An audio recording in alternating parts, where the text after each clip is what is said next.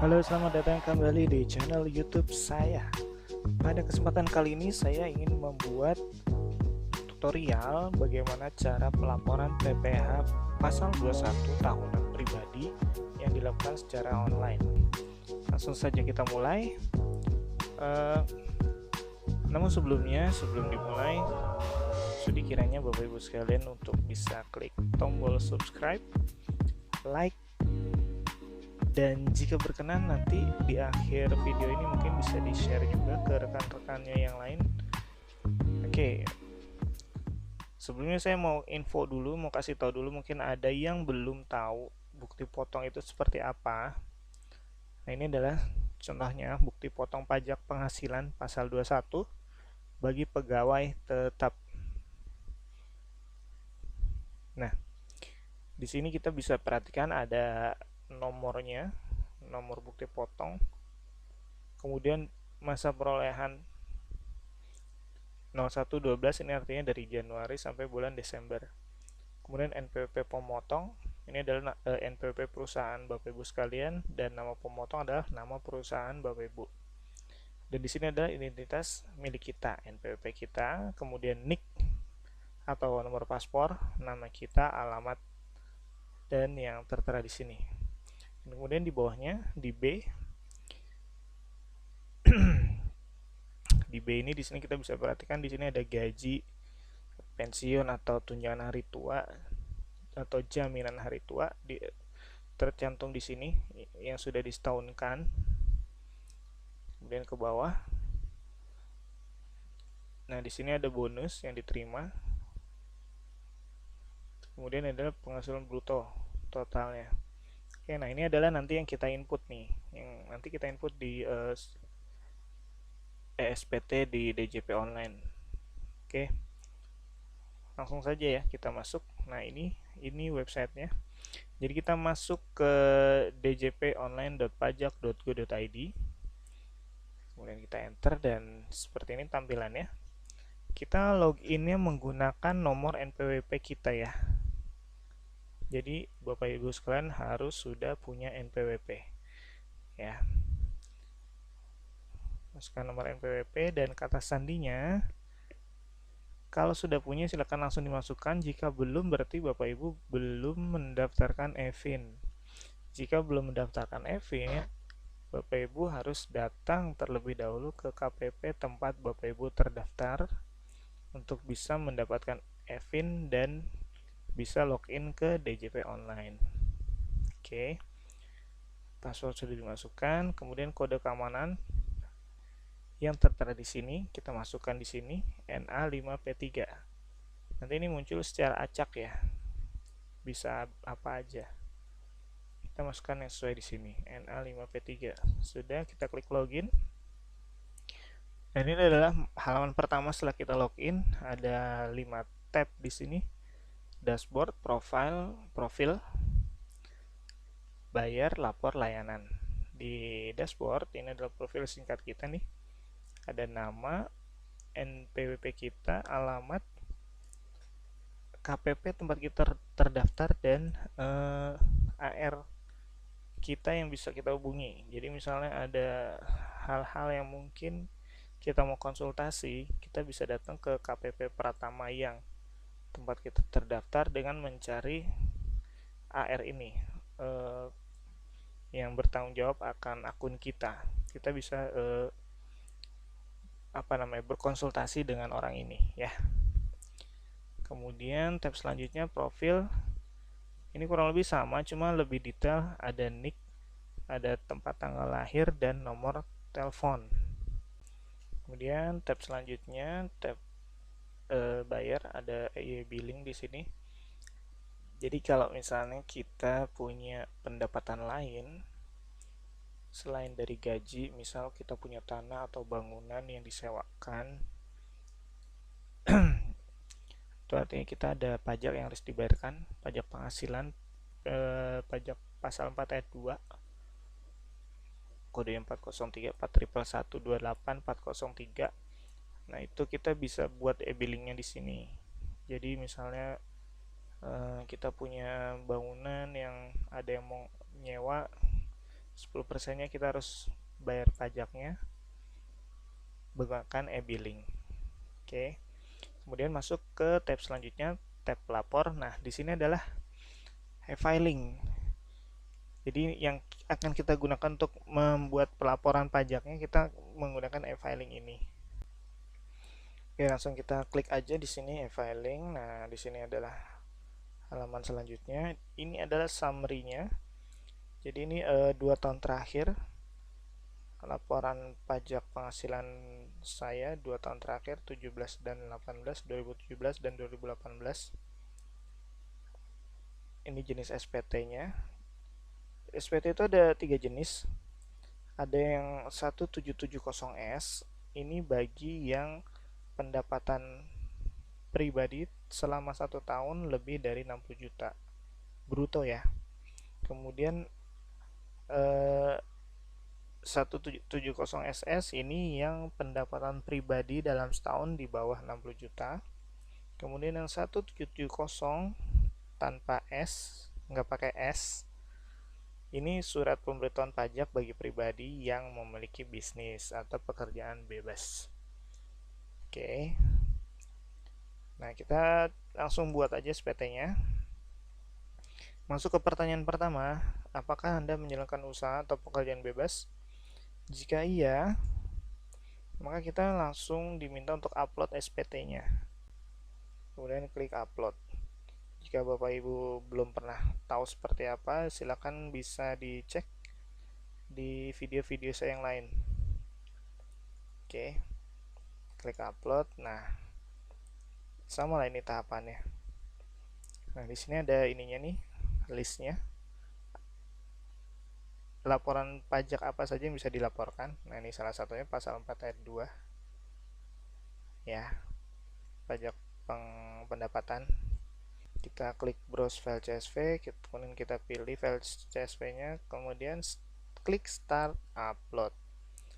Oke, nah ini jika kita memiliki usaha. Tapi kalau misalnya kita tidak memiliki usaha, tidak menjalankan usaha, maka klik tidak. Muncul pertanyaan selanjutnya, apakah Anda seorang suami atau istri yang menjalankan kewajiban perpajakan terpisah atau pisah harta? Jadi jika Bapak Ibu sekalian sudah memiliki pasangan, namun hartanya itu tidak dijadikan satu, jadi hartanya itu terpisah, lo gue gitu ya. Jika iya, maka kita pilih ya. Kemudian kita ditanya nih, kemudian kita bisa mengisi formulir 1770S. Kita disuruh pilih nih yang bentuknya formulir dengan panduan atau dengan upload SPT gitu, bebas. Oke, nanti ini kurang lebih sama kalau kita pilih tidak nih, nanti endingnya juga akan ke sini nih. Oke, dan ini kalau misalnya hartanya dengan pasangan tidak dipisah, maka kita klik tidak. Masuk ke pertanyaan selanjutnya, apakah penghasilan bruto yang Anda peroleh selama setahun kurang dari 60 juta? Jika iya, maka kita diminta untuk mengisi file SPT yang 1770SS. Artinya form ini adalah yang digunakan bagi yang memiliki penghasilan kurang dari 60 juta rupiah selama 1 tahun bruto. Contohnya seperti ini ya. Kita klik. Nah, kita di sini masukkan tahun pajaknya. Tahun pajak ini bukan tahun yang sekarang ya, tapi tahun lalu ya, tahun sebelumnya ya. Masukkan status SPT-nya. Kemudian klik langkah berikutnya. Nah, di sini kita input dengan mengacu pada bukti potong yang sudah kita terima. Penghasilan brutonya berapa, kemudian penghasilannya segala macam di sini kita input. Jika sudah, nanti tinggal dikirim, klik kirim SPT. Gitu ya, simple ya. Kita balik lagi. Nah, itu bagi yang pendapatan kurang dari 60 juta setahun. Tapi jika tidak, maka akan muncul pertanyaan selanjutnya. Nih yang tadi saya bilang nih, yang di sini tadi nih, kalau kita jawab ya, maka akan isi formulir yang 170SS. Endingnya akan sama, berhenti di sini nih. Nah,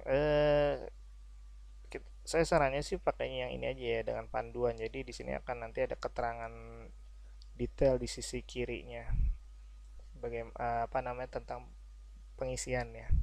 Oke, kita pilih yang dengan panduan. Nah, ini dia tombolnya, SPT 1770S dengan panduan. Kita klik. Kita masukkan tahun pajaknya 2019. Status SPT normal ya, karena baru pertama. Kalau Bapak Ibu sekalian misalnya sudah pernah menginput sebelumnya ternyata dan sudah diupload dan kemudian ada yang salah, berarti Bapak Ibu pilih yang pembetulan. Pembetulan keberapa nanti? Ke satu, kedua, ketiga gitu ya. Karena ini baru pertama, kita pilih yang normal. Kemudian kita masuk langkah berikutnya. Nah, di sini tabelnya nih. Tabel yang harus kita input, kita klik tambah. Kita masukkan jenis pajaknya. Ini ada 5 jenis pajak nih, 21, 26 ya berarti ya. Sama DTP 21, 22, 23, 24, 26 dan DTP Duty Tax Paid. Kita pilih yang 21. NPWP potongnya ini adalah nama perusahaan tempat kita bekerja yang sudah memotong pajak dari gaji yang kita terima. Kita input di sini. Jika kalau misalnya di inputnya sudah nomor NPWP-nya sesuai, maka akan muncul otomatis di sini nama perusahaannya. Kita coba. Nah, kan otomatis muncul.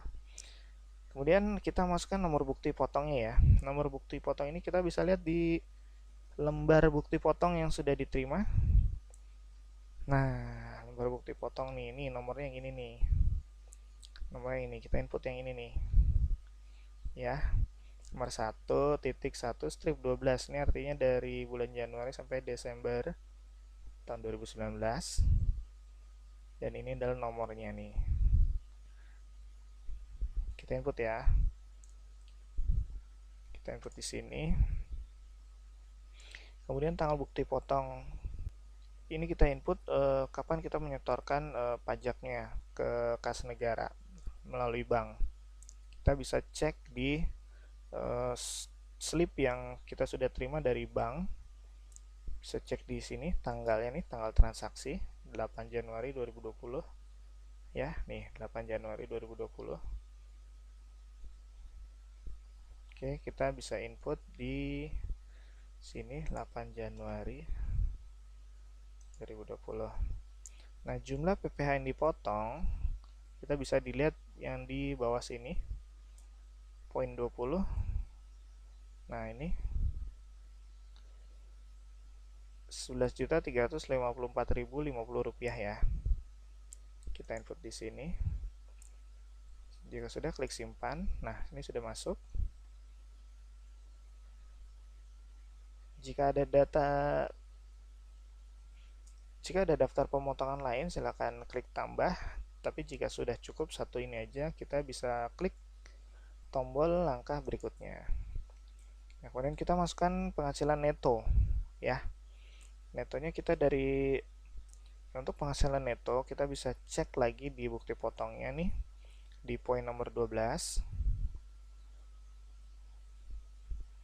176.500 sekian. Kita input di sini. Sudah. Kemudian pertanyaan selanjutnya, apakah Anda memiliki penghasilan dalam negeri lainnya? Nah, jika Bapak Ibu memiliki penghasilan dalam negeri seperti kita cek ya, apa aja itu. Nah, ini bunga, misalnya Bapak Ibu di banknya tuh ada tabungan berapa miliar gitu, kemudian ada bunganya. Nah, itu laporin di sini nih, dalam setahun nerima berapa royalti. Misalnya Bapak Ibu punya karya entah lagu atau apa yang dapat royalti, kemudian ada pajaknya, kita masukin sini, sewa dan ya ini sampai bawah ya. Tapi jika tidak ada, kita bisa klik tidak, masuk ke langkah berikutnya. Pertanyaan selanjutnya, apakah Anda memiliki penghasilan luar negeri? Ada nggak? Kalau ada, berarti klik iya. Kita masukkan di sini netonya berapa. Masukkan di sini, kemudian klik langkah berikutnya. Tapi kalau jika tidak, kita pilih tidak, masuk ke langkah berikutnya. Pertanyaan selanjutnya, apakah Anda memiliki penghasilan yang tidak termasuk objek pajak? Contohnya misalnya beasiswa. itu kan tidak termasuk objek pajak tuh, ada enggak? Misalnya iya, nah kita masukin di sini. Nah ini ada nih, mulai dari bantuan, warisan, nah ini beasiswa ada juga. Kita masukkan mana kolom yang sesuai, ya berapa nominalnya. Tapi jika tidak ada, kita pilih tidak. Kemudian masuk ke langkah berikutnya. Pertanyaan selanjutnya, apakah Anda memiliki penghasilan dari pajak yang sudah dipotong secara final? Jadi misalnya Bapak Ibu sekalian ada yang tadi saya bilang ada usaha, misalnya usaha tanah atau sewa rumah. Nah, itu kan ada pajak yang harus dibayarkan tuh, pajak penghasilan pasal 4 ayat 2 yang 4.128.403 ya kalau nggak salah ya. Nah, itu eh, pajaknya itu eh, pajak final. Jadi kita nggak ada kewajiban pembayaran di akhir tahun. Jadi kita bisa laporkan di sini. Misalnya ada, kita klik ya, kita klik tambah.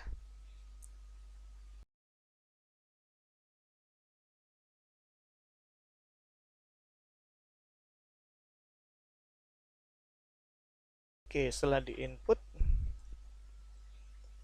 kita klik simpan. Tapi kalau nggak ada, ini contoh aja ya, kita klik simpan. Tapi karena nggak ada, kita klik batal. Kita klik tidak dan masuk ke langkah berikutnya. Apakah Anda memiliki harta? Nah, di sini kita input nih harta kita yang kita punya: tanah, rumah, mobil, motor, logam mulia.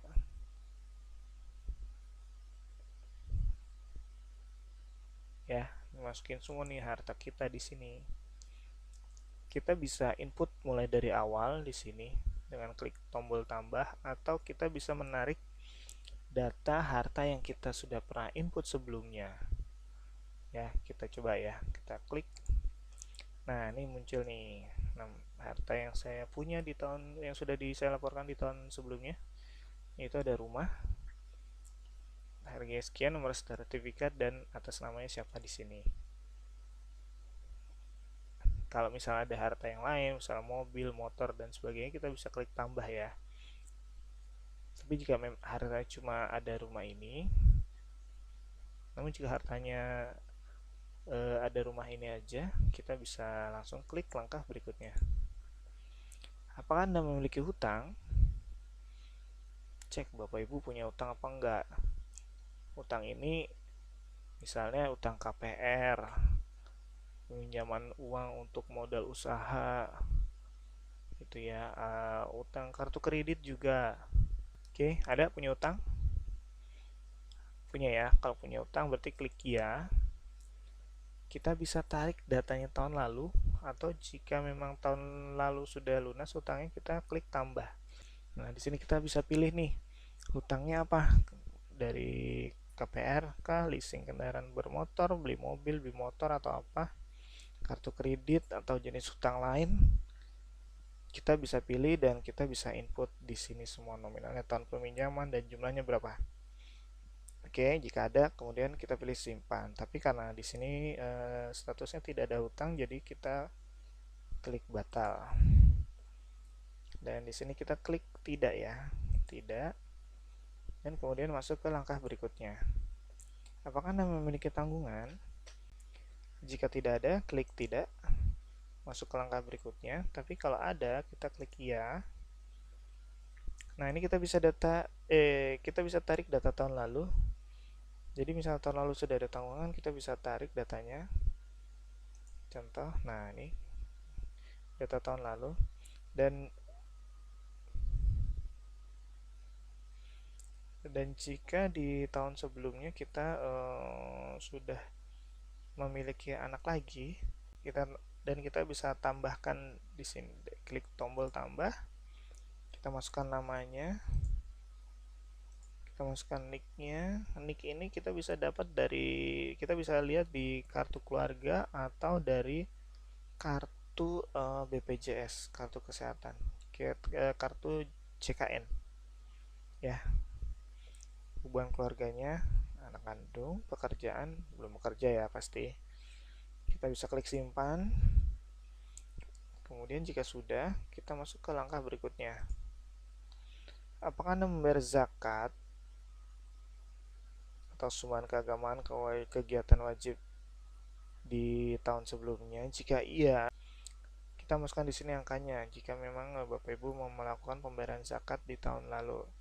Namun jika tidak, kita pilih tidak, kemudian masuk ke langkah berikutnya. Kemudian status kewajiban perpajakan suami istri. Status pernikahan atau status perkawinan, tidak kawin atau kawin. Jika tidak kawin, ini yang atas tidak kawin, kemudian pilih di sini ada tanggungan atau tidak. Ya, jika tidak kawin dan tidak ada tanggungan, kita masuk langkah berikutnya. Tapi jika kawin, kemudian di sini jumlah tanggungannya berapa? Anak 2, berarti K2.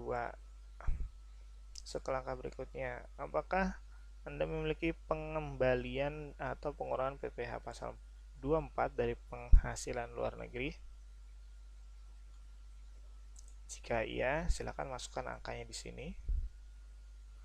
Namun jika tidak, kita bisa klik langkah berikutnya. Apakah Anda melakukan pembayaran PPh pasal 25? Nggak ada. Apakah Anda melakukan STP pasal 25 hanya pokok saja? Nggak ada juga. Ini kita bisa kosongkan kolomnya.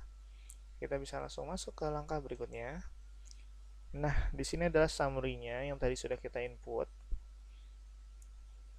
Ya, penghasilan neto setelah dikurangi zakat. Nah, yang tadi saya bilang kalau Bapak Ibu sekalian ada bayar zakat di input di situ, nah itu akan mengurangi jumlah penerimaan neto yang kita terima. Oke, ini dia form dan ini adalah summary-nya ya. Nih. Oke ya, ini sudah nihil, udah oke. Kita masuk ke langkah berikutnya. Dan ini pertanyaan selanjutnya adalah proses kurang atau lebih bayar. Jadi perhitungan di pasal 25, jika ada lebih atau kurang bayar di input di sini. Oke. Tapi kalau tidak ada, kita bisa kosongkan, masuk ke langkah berikutnya. Oke, final question, pertanyaan terakhir. Dengan menyadari sepenuhnya akan segala akibat, termasuk sanksi-sanksi sesuai dengan ketentuan peraturan perundangan yang berlaku, saya beritahukan data di atas adalah benar, lengkap, dan jelas. Jika setuju, klik setuju, agree, kemudian masuk ke langkah berikutnya. Nah, form sudah siap dilaporkan.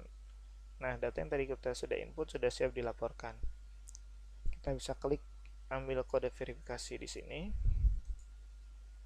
Token telah dikirim ke email. Nah, kita harus cek nih email kita nih. Kemudian kita input, kita copy kode verifikasinya 431159. Masukkan ke sini 431159. Oke, kemudian kita klik kirim SPT. Selesai. SPT Anda berhasil dikirim, bukti penerimaan elektronik atau BPA-nya telah dikirim ke email Anda. Nah, kita diminta untuk beri penilaian puas atau tidak atas jenis pelaporan pajak yang seperti ini ya. Klik puas ya, karena memang cukup simpel sih ya, daripada harus datang ke KPP panas-panas atau hujan-hujan kemudian harus ngantri lagi gitu kan. Lebih baik menggunakan e-filing ini. Oke, kita klik puas. Nah, ini adalah yang tadi kita input 1770S tahun pajak 2019, masanya 1 Januari masa pajaknya Januari sampai Desember ya, 17, 18, 19. Dan BPE-nya kita bisa cek di sini atau bisa cek di inbox email kita ya, yang tadi sudah disampaikan, sudah dikirim. Nah, ini adalah BPA-nya seperti ini ya. Oke, terima kasih teman-teman sudah menyaksikan video ini. Jangan lupa untuk menyaksikan video-video saya yang lain dan minta bantuannya untuk klik tombol subscribe, bunyikan lonceng, dan bisa juga di-share ke teman-teman yang lainnya ya. Oke, terima kasih.